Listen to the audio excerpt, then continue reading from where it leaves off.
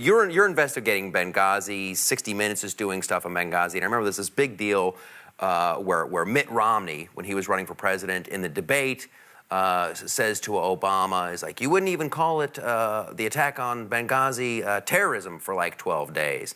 And Obama's like, I called it the very next day. And you guys at CBS, you knew for a fact that he specifically didn't call it terrorism.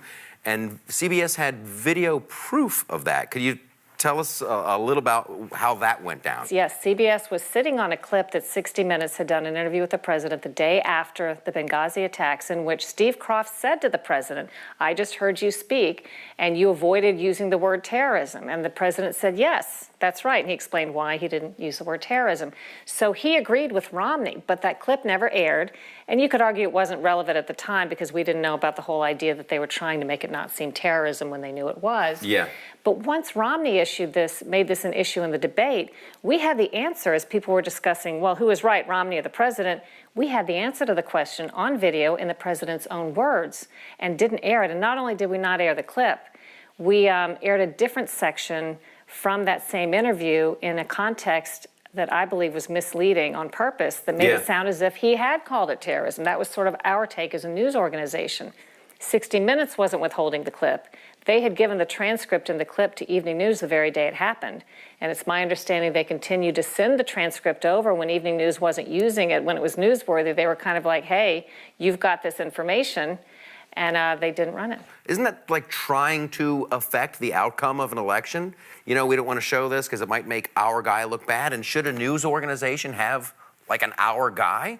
I never knew why stories were suddenly killed or at least stopped, because they assigned me, CBS, to cover Benghazi. 3 weeks in, they said, please dig into this. And they loved it for a period of time.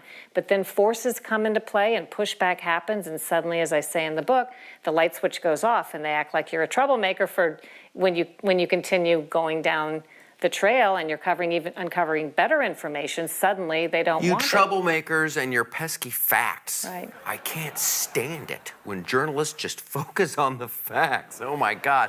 Is this the end of investigative journalism? If there were to be a Republican president next, I think some journalists would, and some gatekeepers primarily, I would say, would more have their heart into the digging process and allowing investigative journalism to take place. That may be what helps to cause a resurgence in interest. If there's a Republican president, I guarantee the investigative journalism will come back. But also there's a paradigm change, and I don't claim to know what's coming of it, but investigative journalism, it's still being done. It's just harder fought. Even at the main networks, it's still being done to some degree. And you can find it in other places online. You just have to look for it. Hey, thanks for watching the video. Do me a favor, click like and then click subscribe. That way you're not going to miss out on anything. We've got new video all the time. You're a good person. I kind of like you.